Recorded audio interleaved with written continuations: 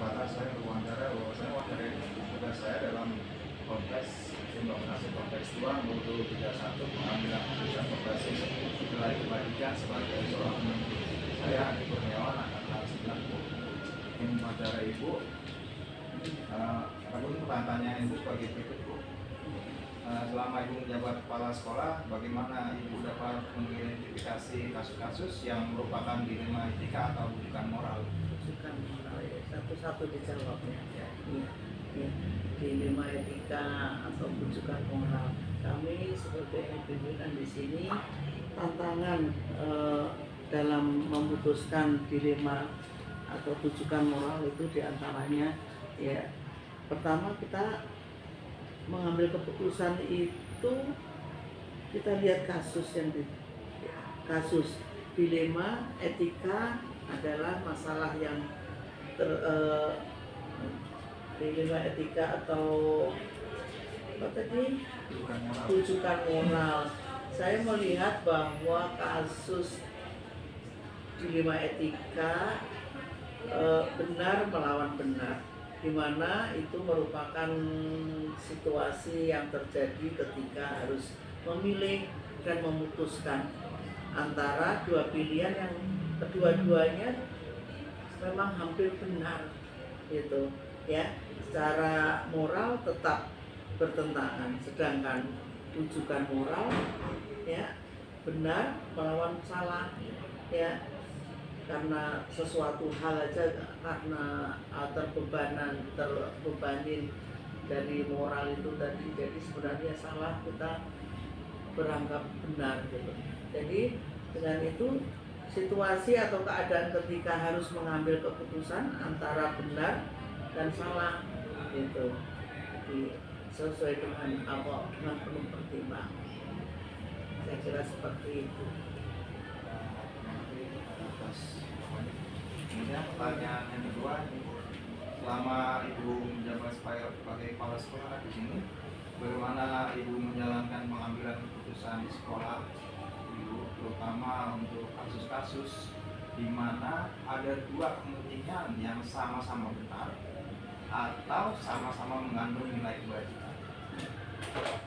Ya, dengan itu sebelum mengambil keputusan ya, dalam kasus dilema etika berbentuk terlebih dahulu ya dilakukan mengumpulkan fakta ya, kita mengumpul fakta yang terjadi, siapa saja yang terlibat di dalamnya ya, menganalisis benar salahnya, membuat alternatif solusi atau solusinya ya, membuat keputusan dan lihat lagi keputusan atau refleksi. Jadi ada dua sama benar dicari yang benar-benar bermanfaat ya, Bu. Jadi berdasarkan data-data yang kita kumpulkan tadi untuk melihat benar-benar siapa yang benar sesuai dengan data yang kita peroleh dari berbagai sumber yang kira-kira menunjang. Ya. Kemudian ketiga, langkah-langkah atau prosedur seperti apa yang biasa Ibu lakukan selama ini untuk mengambil suatu keputusan? Ya, langkah-langkahnya ya itu tadi, mengumpulkan data ya, mengumpulkan fakta yang terjadi, menentukan siapa yang terlibat, menganalisis benar salahnya, membuat alternatif dan solusi, membuat keputusan dan lihat lagi keputusan ya. Keputusan yang tepat ya. Iya, keputusan yang tepat. Kemudian dengan apa itu dalam hal-hal yang tadi disebutkan tadi, hal-hal apa saja yang selama ini Ibu anggap efektif dalam pengambilan keputusan pada kasus-kasus terutama di dilema etika? Dalam mengambil kasus dilema etika itu, hal yang efektif dalam mengambil keputusan kasus dilema etika adalah dengan menelaah siapa yang terlihat, sifat urgen atau yang mendesak ya, dan tindakannya kasus dilema etika tersebut dan pengambilan alternatif atau pengambilan solusi. Kemudian pertanyaan saya nomor 6, Lima. apakah lima ya? Hal apa saja yang selama ini Ibu yang menjadikan merupakan sebuah tantangan dalam pengambilan keputusan dalam kasus dilema etika? Tantangannya pengambilan keputusan kasus dilema etika adalah masalah tersebut ya mempunyai nilai yang sama-sama penting, tetapi harus ada yang didahulukan, ya kan? Sama-sama pentingnya yang mencakup apa ya? Hajat hidup orang banyak misalnya ya, itu seperti itu. Jadi tidak mengedepankan kepentingan salah satu seseorang. Jadi harus mempertimbangkan dengan berbagai sisi lain yang kira-kira melibatkan menguntungkan orang banyak, seperti itu ya. Terus apakah Ibu memiliki sebuah tata kelola atau jadwal Bu dalam sebuah penyelesaian kasus dilema etika, dan apakah Ibu langsung menjelaskan di tempat atau memiliki sebuah jadwal untuk menyelesaikan bentuk atau prosedur apa yang Ibu jalankan? Pengambilan keputusan dilema etika tidak mempunyai jadwal khusus ya, tetapi ada tata kelola yang menganalisis, mempertimbangkan dan memusyawarahkan dilema etika yang ada.